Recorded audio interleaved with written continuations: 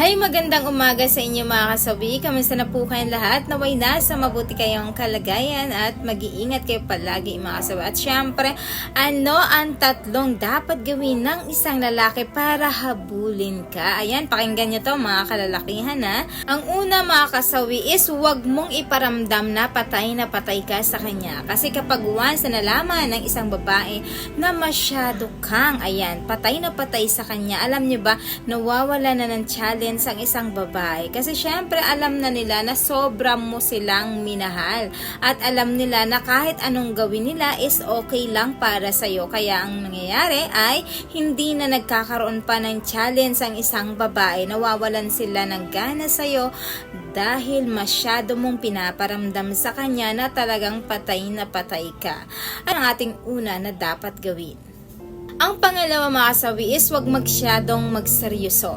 Alam nyo ba sa mga kababaihan kapag nararamdaman nila na talagang isang lalaki hindi masyadong seryoso sila, kahit ba alam mo sa sarili mo na gustong gusto mo ang isang babae pero huwag mong masyadong seryosohin yon. Yung bang ipaparamdam mo sa kanya na parang kalmahan lang talaga yung pakiramdam mo sa kanila.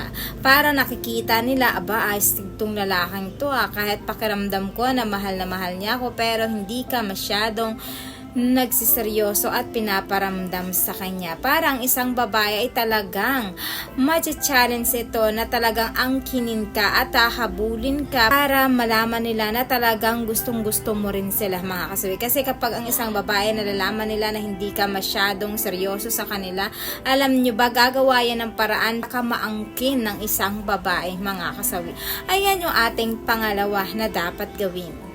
Ang pangatlo mga kasawi is, eto pinaka-importante, kapag nag-text siya ay huwag ka kaagad magre-reply. Kapag ang isang babae nag-text sa inyo or nag-call sa inyo, ay huwag nyo munang magre-reply, huwag sagutin agad, kasi nga ang pangit no, na pagka, hello, hi, kakaagad. So, ibig sabihin, hinihintay mo lang yung text niya, 'di ba? Parang alam na isang babae, astig nito, nakapag-reply agad. Ibig sabihin, kanina pa niya ako hinintay na mag-text. So, syempre, ang babae ay mapapatawa ito. Kumbaga, ang dali mong kunin sa ganung paraan. Kailangan kapag nag-text ang isang babae, ay patagalin mo naman ng mga 3 oras bago mag-reply. Minsan 2 oras para naman ma-challenge sa isang babae. Siguro may kausap pa tong iba or siguro baka busy to. Sino kaya ang kasama niyo? Napapaisip talaga siya. Parang isang babae, hindi ito nagiging kampante para gumawa siya ng paraan para magpapansin siya sa'yo at mapansin mo siya mga kasawi.